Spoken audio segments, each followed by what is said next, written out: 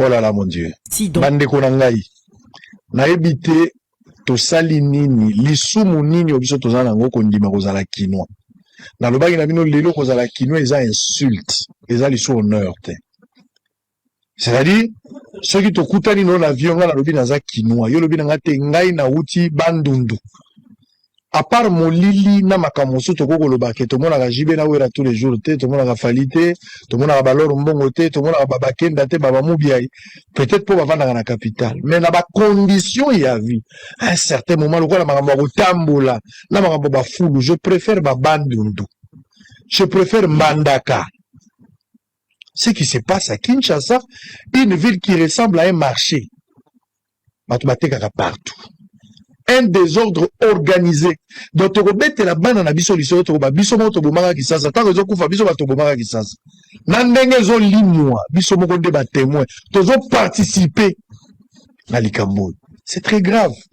Il y a un moment nazo luka jeko ko mulumba il faut nazo une émission awa. Aya ko bisa biso.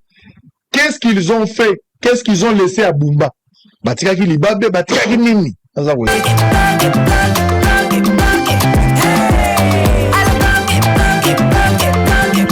Oyoki elengi ya Congo. Tapez les mains, tapez les mains, tapez les mains, tapez les mains, tapez les mains. Oh là là, mon Dieu. Si donc. Bande konangai. Na ebite to sali nini, lisumu nini obiso to zana ngo kondima kozala kinwa.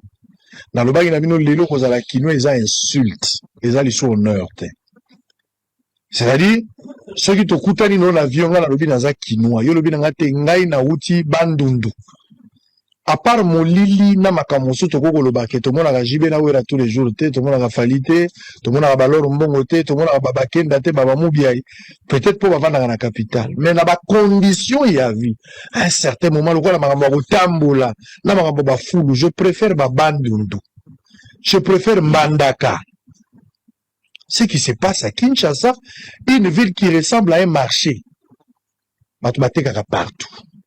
Un désordre organisé. Donc, tu rebêtes la bande na biso liso to ba biso mo to bomaka kisasa. Ta rezo kufa biso ba to bomaka kisasa. Na ndenge zo limwa biso mo ko de ba témoin. To zo participer na likambo. C'est très grave. Il y a un moment nazo luka jeko ko mulumba il faut nazo une émission awa. Aya ko bisa biso.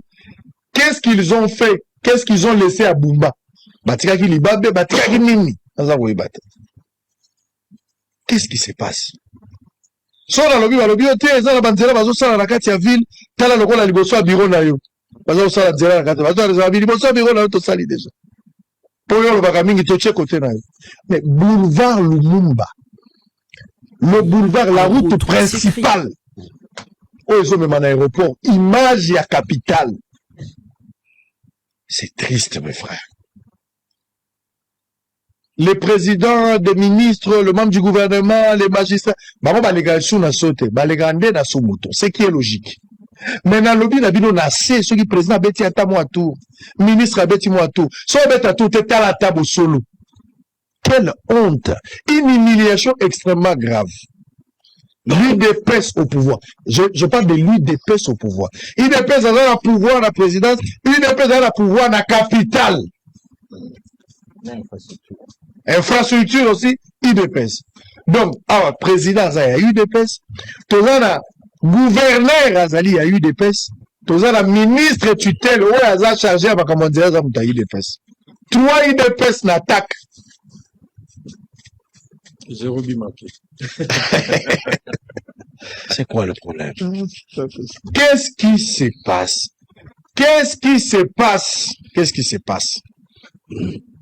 À quand la fin de cette mélodie? Donc, zéro n'est pas bon. Na Kinshasa, les locaux tambola bien. Bando qui bat l'avantage. Pendant qu'il y a limois, combien avant yon dans la moutouk? On vit au sud de tout le monde. Ba député provinciaux. Ba vite bozela ba dosala to bandi déjà kota kabinda. Tiens bozela na faire mandat to zagoya. Mais c'est quoi le problème? Il n'y a pas un plan d'urgence. La route principale elle est là. Du fait que ba to ba koleka likolo o etikani na c'est pas leur problème. Le son mouton o ezalaki lokola espoir ya bato. Bien que nga nazalaki d'accord na ngote. Fallait plutôt créer des routes ya contournement. Basali ba son mouton on a ces entretiens zaté ou enzeza na se makamyo soza na se mais bota la état ya route foner musala na ezalaka nini foner musala ezalaka nini opposition majorité pouvoir petit peuple biso nyonso toza koleka na ba conditions le gouverneur azotambola kati ya ville azolala pe ala muki ministre infrastructure ba député ya législature na ebité problème eza nini nazokoma na posa ya kotourner est-ce que ba député c'est une question c'est pas une qualification est-ce que ba député au bazar l'Assemblée nationale ba comme ba tiktoker je ne comprends rien oui ba y a des réalités à terre député azo légiférer ou azo contrôler ou azo défendre ba intérêt aux ana kati ya capitale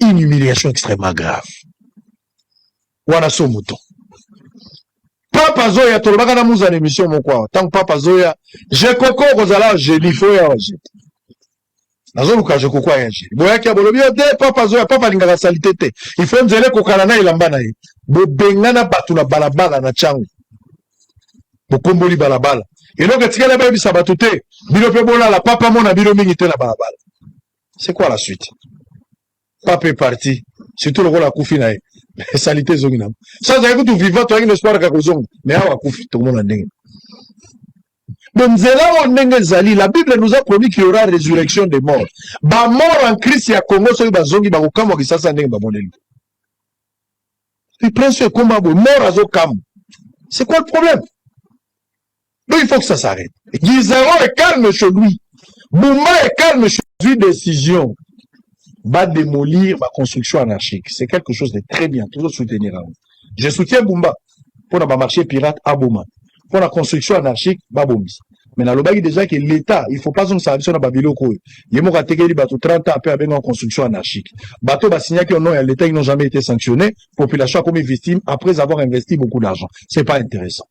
Bah annoncer que Bakobuka na Montfléry, bah immeuble beaucoup bah l'hôpital bah immeuble après à Kram, so beaucoup ni na kitamo magasin avant beaucoup ma porte à Montfléry, entrée wana, bah lui bah zo buka bah immeuble on a pour bimi na nzela les construction anarchique. Nanu ba exécuté te kaka annonce ya pamba. Scandale de 100 millions la Tongo.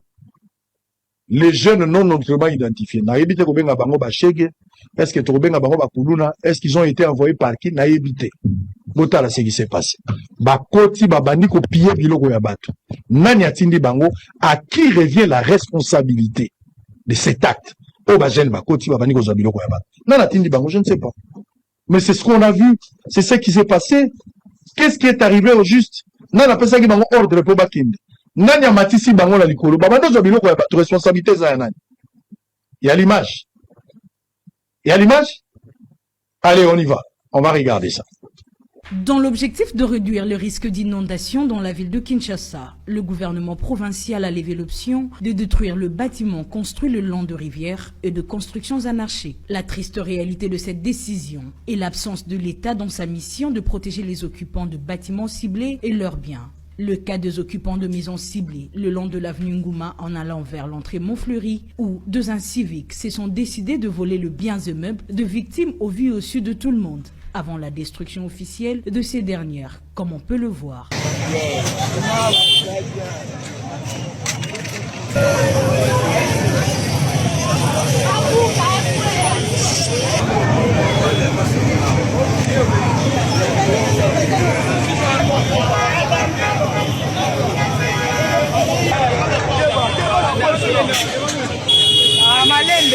Cette initiative du gouvernement visant à assainir la ville et réduire le risque de catastrophe est soutenable, mais la question qui se pose est: qu'en est-il de la protection et sécurité des occupants citoyens congolais? Aux autorités compétentes de prendre les responsabilités. Mokonzambo katango alikaka ba délocaliser carré de bus.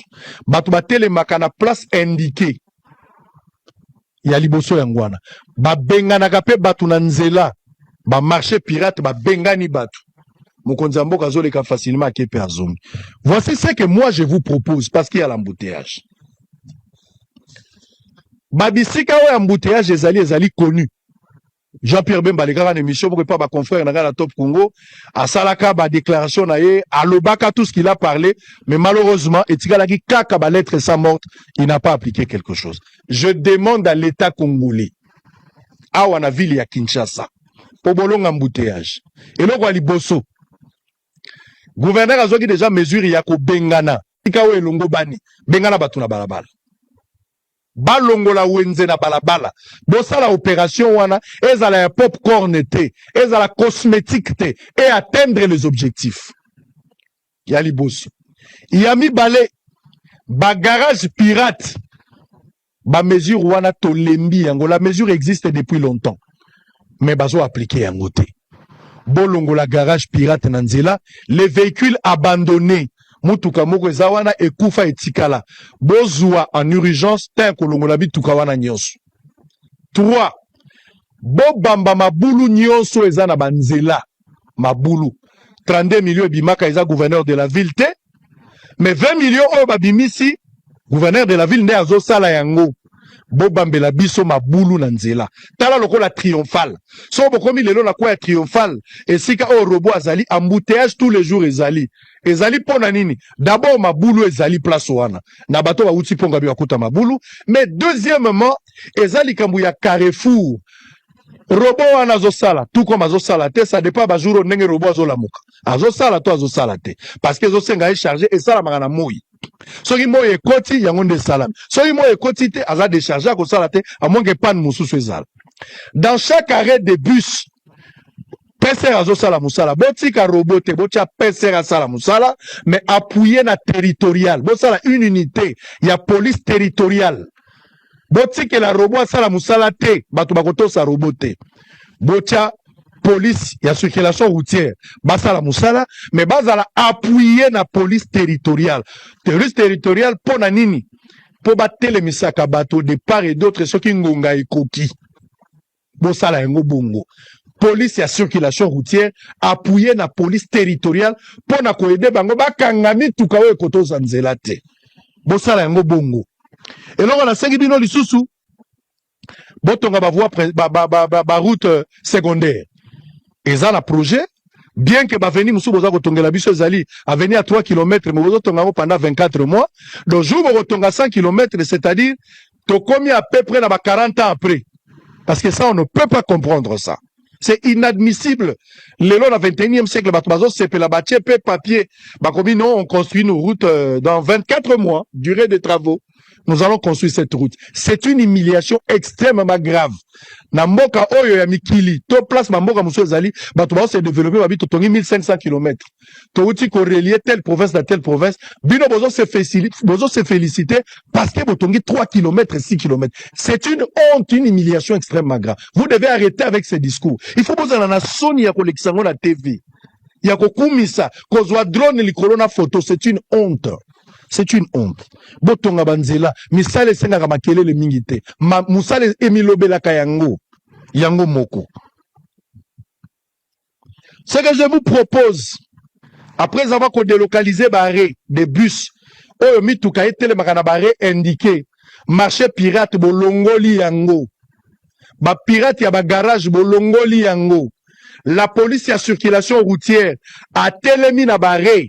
A telemi na Carrefour, place à Kotia, bateau bakoleka, na bateau kovatika, mais pour tout tika bango pambate, to appuyer bango na police territoriale pour sanctionner, arrêter des gens. Vous devez le faire. Mais aussi, il faut beau qui sa bateau à moto, batambola sur la voie principale. Oui, moto et koki kotambola te na bactère principale. Dans tous les boulevards, na Lubumbashi bazwa ki mesure wana.